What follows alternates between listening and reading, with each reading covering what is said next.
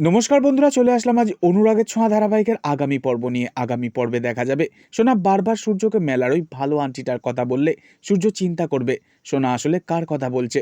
সূর্য চাইবে তার সাথে দেখা করে কথা বলতে। সোনাকে স্কুলে দিতে গেলে সূর্য দেখতে পাবে সোনার সেই মেলার ভালো আন্টিটাকে। পিছন থেকে দেখে সূর্য ভাববে ওটা দীপা হতে পারে। তাই সোনাকে মায়ের ভালোবাসা দিয়ে খুশি করতে সূর্য ছুটে যাবে দীপার সাথে দেখা করবে বলে। কিন্তু দীপা কিছুতেই ধরা দেবে না, আবারও একবার লুকিয়ে পড়বে সূর্যকে দেখতে পেয়েই। সোনাকে স্কুলে দিয়ে বাড়ি ফেরার পথে রূপাকে রাস্তায় দেখে আবারও একবার মন ভালো হয়ে যাবে সূর্যের। সূর্য আবারও রূপাকে নিয়ে নিজের গাড়িতে তুলে নেবে। রূপাকে নিয়ে যাবে রেস্টুরেন্টে, সেখানে পেট ভর্তি করে খাওয়াবে রূপাকে। তারপরই রূপাকে নিয়ে যাবে সাথে করে নিজের বাড়ি। সোনার পিয়ানো বাজিয়ে গান করবে সেখানে রূপা। কিন্তু ততক্ষণে অন্যদিকে দীপা ভীষণই দুশ্চিন্তা করবে।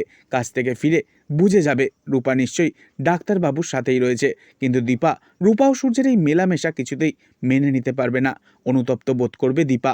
ভাববে যেই মেয়েকে ডাক্তারবাবু একদিন অস্বীকার করেছিল, আজ কিসের এত টান? ডাক্তারবাবু কি সত্যিই রূপাকে ভালোবাসে, নাকি আমার মেয়ে রূপা? জানবার পরই রূপাকে ঠিক ততটাই ঘেন্না করবেন ডাক্তারবাবু। তা যাচাই করতে দীপা এবার রূপার খোঁজ করতে স্বয়ং হাজির হবে সেনগুপ্ত বাড়ির দরজার গোড়ায়। কি হবে আগামী পর্বে?